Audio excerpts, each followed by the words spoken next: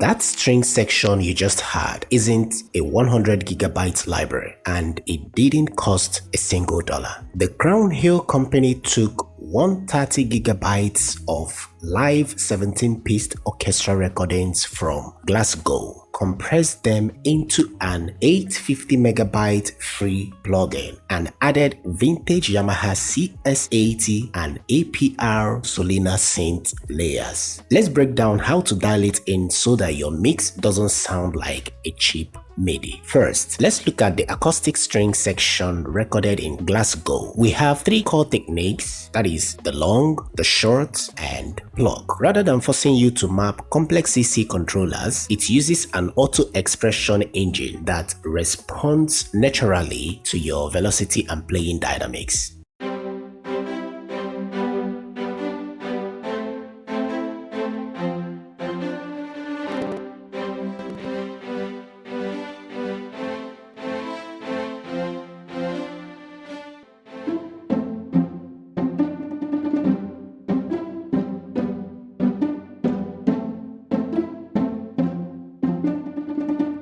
Where Pocket Strings completely sets itself apart from standard free string VSTs is this section. The team actually flew to Italy to sample a restored Yamaha CS-80 and an original ARP Solina string ensemble. You can blend this analog synths layer directly behind the acoustic strings to add massive low mid warmth and cinematic scale.